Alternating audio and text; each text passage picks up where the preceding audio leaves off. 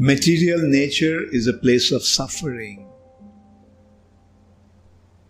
No matter how beautiful a body you have, no matter how healthy a body you have, no matter how famous a body you have, no matter how learned body you have, no matter how talented a body you have, this body is a source of suffering. This body, no matter whatever condition this body is, it's actually meant for suffering. And this suffering is due to one's forgetfulness of one's spiritual identity. As a matter of fact, every living entity is a spirit soul. But in this material nature, upon getting this body, one thinks that this body is the self and he doesn't have any awareness of his soul. He thinks that his consciousness comes from the body, his consciousness is solely into this body and through the body.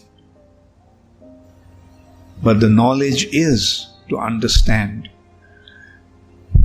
the soul is the source of consciousness. I am because I am conscious.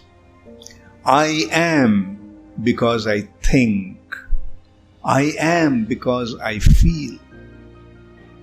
My existence is due to my thinking and feeling. And this thinking and feeling is the result of our consciousness. I am conscious, therefore I think. I am conscious, therefore I feel. My thinking and my feeling are the product of my consciousness. And where does the consciousness come from? Consciousness, chetana, comes from the soul. So the soul is actual me. And that soul is a part and parcel of the Supreme Personality of Godhead. So as long as one has the tendency to enjoy in this material nature, one cannot make spiritual advancement. In order to make spiritual advancement, we have to become disgusted with this existence here.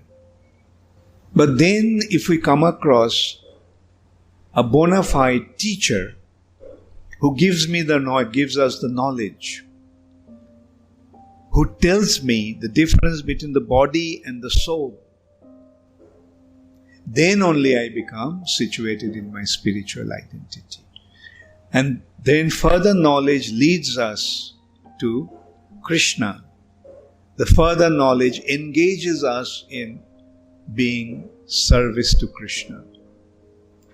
And the devotional service makes us a devotee. And when one becomes a devotee, then for him, this body is not a source of suffering. For a devotee, this body becomes an opportunity to serve Krishna. I have this body, that's why I am able to render service to Krishna. So he engages his body in the service of Krishna. So that is how, for a devotee, even his existence in the material nature doesn't become a source of suffering. When one becomes a devotee, then his life becomes joyful because he doesn't see this body as a source of enjoyment but a source of service.